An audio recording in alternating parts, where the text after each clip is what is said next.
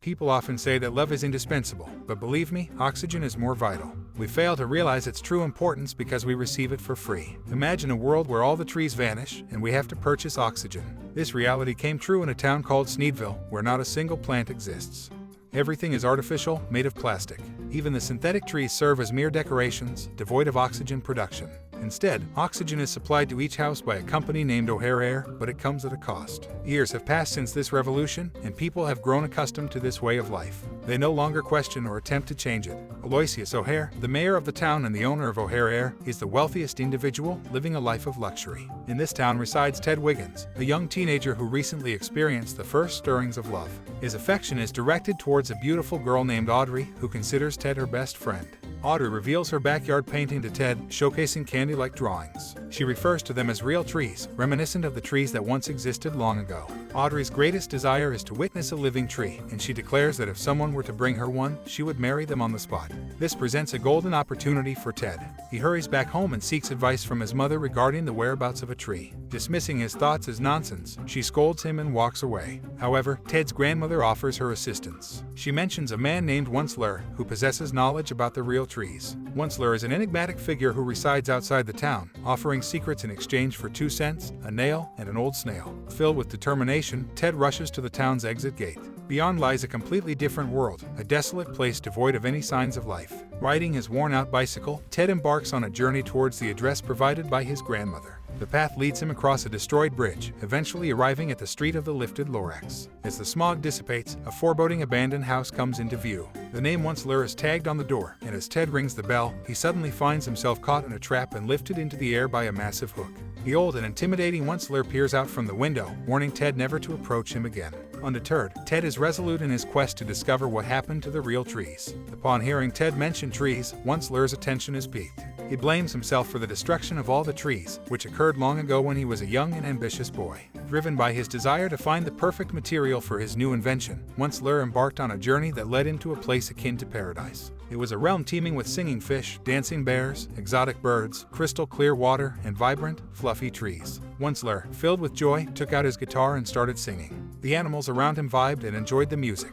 However, the careless unpacking by Onceler angered the animals. To make amends, Onceler revealed a trick up his sleeve, opening big sacks filled with squishy and delicious marshmallows. The animals had never tasted anything so delightful, and they feasted happily. Once the feast concluded, Onceler picked up his axe and proceeded to cut down a tree, unknowingly summoning a mythical creature, the guardian of the forest, named Lorax. Despite his title, Lorax was just a little orange guy with a massive mustache. Lorax became furious at the tree's destruction and felt remorse for the fallen tree. He sought out Onceler and demanded that he leave the forest immediately. However, Onceler remained indifferent and refused to halt his business. Lorax warned him about a looming curse, but Onceler dismissed it nonchalantly. The story took an unexpected turn. Ted listened attentively, but the old man refused to continue unless Ted came to see him again the next day. After returning home, Ted daydreamed about Audrey's birthday, imagining himself presenting a living tree. They were about to kiss when his mom snapped him back to reality. Ted knew he had to meet Onceler again, but he was forced to spend the weekend with his family. Fortunately, his mom grew bored and retreated to her room, granting Ted the opportunity to sneak away. However, O'Hare blocked Ted at the town's exit gate. The greedy mayor didn't want anyone to learn how to grow trees, as it would diminish the demand for his packaged oxygen. He warned Ted not to mess with him, as he kept a watchful eye on every citizen.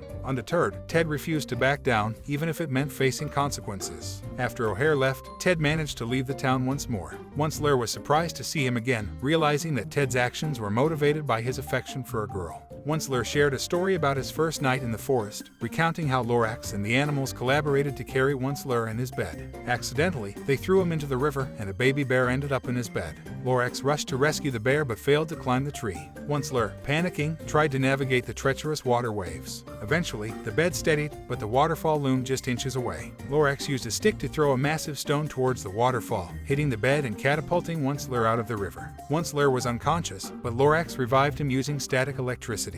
Onceler felt grateful for the act of kindness and vowed never to cut down another tree again. The next morning, Onceler woke up to find all his belongings covered in animal waste. Angered, he decided to leave and market his business using the tuft of the fir tree. He created a versatile fabric piece called Sneed that could be used as a scarf, rug, towel, and more. Lorax made fun of Onceler's peculiar invention and predicted its failure. True to Lorax's prediction, everyone else also mocked the Sneed. Disheartened, once Lur discarded the Sneed, which accidentally fell over the head of a stylish girl. The girl looked trendy and caught everyone's attention, leading to a sudden demand for the Sneed. Unaware of his newfound success, once Lur lived his life with the forest animals. Suddenly, a crowd of people approached him, requesting the Sneed. Once Lur was about to become wealthy. Once Lur left the story as a cliffhanger once again. The next day, after visiting the market, Ted attempted to leave the town once more. However, O'Hare had sealed the door. Ted looked around and spotted a towering building made of clouds. Using it as a platform, he jumped out of the town's boundaries, carrying a bag of marshmallows gifted by Once Lur, eager to hear the rest of the story. After a successful marketing campaign, Once Lur invited his family to join him. Unfortunately, they turned out to be greedy and lazy individuals who only cared about the money the business could generate.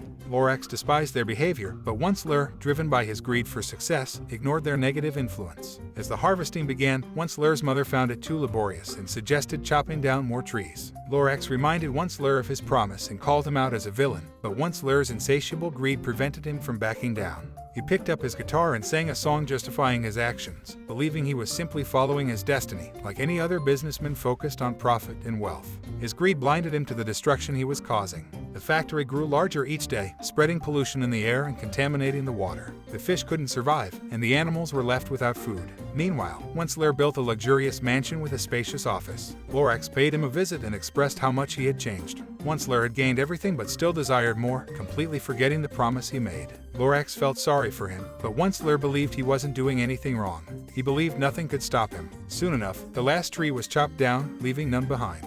Once Lur's need business was finished, his family abandoned him, and the animals migrated in search of a better place. Lorax returned to where he came from, leaving Once Lur alone in the polluted environment he had created. To this day, he repents for his mistakes and wonders why Lorax left without fixing the mess. He believes that Lorax left the enormous task to a brave boy like Ted. Once Lur has the last seed to grow a tree. He gives it to Ted and asks him to plant it in the center of town where everyone can see it. Ted must rekindle people's care for trees. Though it may be just a small seed, its potential is immense. Ted sneaks back into town through the drainage system, destroying a security camera along the way. However, the stubborn device captures everything and forwards the information to O'Hare. Ted hurries to his room, calling Audrey over. As he searches for a way to germinate the seed, his mother interrupts, demanding him to come downstairs immediately. In his haste, Ted accidentally knocks over the water bottle, spilling it on the seed. O'Hare returns to meet Ted, requesting the seed, but Ted refuses. O'Hare orders his men to search Ted's bedroom, but they are unable to locate the seed. Ted's mother arrives and becomes furious at their ill-mannered behavior. O'Hare leaves, warning that he will keep an eye on Ted. After his departure, Ted resumes searching for the seed and discovers Grandma's stick. To his delight, the germination has already begun. It's a heartwarming sight, and Audrey arrives, filled with excitement at the sight of a real plant for the first time in her life. Ted seeks Audrey's help in planting the seed in the town center. Despite the security guards stationed outside their house, Ted's mom takes center stage. She hops into her high-tech car, turns up the music, and zooms away. The guard assumes Ted is inside the car and gives chase. Ted's mother uses the nitro boost, causing a collision with the pursuing car. With a risky maneuver, she turns onto a half-constructed bridge, skillfully applying the brakes at the right moment. The guard opens the car's door, only to find a dummy inside. Meanwhile, Ted, Audrey, and Grandma are already en route. O'Hare refuses to give up and takes to the skies, pursuing Ted. Ted navigates treacherous routes, causing O'Hare to collide with his own guards. Despite the accidents, O'Hare persists in following. Ted reaches the top of a tall building using the elevator, checking on the seed to ensure its safety. Enraged, O'Hare uses his gun to disrupt the oxygen fans, creating a powerful gust of wind. The seed is blown away, and O'Hare and his men chase after it. Ted races after the seed as well. The seed lands inside an oxygen container, but it is quickly lost again as a van collides with it. The containers roll down the street. O'Hare manages to catch the seed container, but his hands get stuck. Ted approaches, nearly missing the catch, but Grandma uses her stick to snatch the seed away. They head towards Central Park to find a suitable spot to plant it. However, there is no soil in sight. Grandma, always resourceful, hops on a tractor and smashes O'Hare's statue, breaking the metal ground. The public begins to question their actions. O'Hare arrives and disparages the tree as filthy and useless, trying to convince the crowd that they don't need trees and that photosynthesis is a lie. But the people are tired of their plastic lives and yearn for fresh air. They turn against O'Hare and join Ted's cause. Ted gets into the tractor and starts breaking down the town's walls, revealing the outside world, the hidden reality. Sneedville is just an illusion. Ted appeals to everyone to give trees a chance. People start to understand his message and are fed up with their artificial existence. They long to breathe freely. O'Hare makes a final effort to stop them, but the people have made their choice. With their support, Ted plants the seed and waters it. Within a few years, plants start to grow everywhere. Once steps out of his house and tends to his own little garden.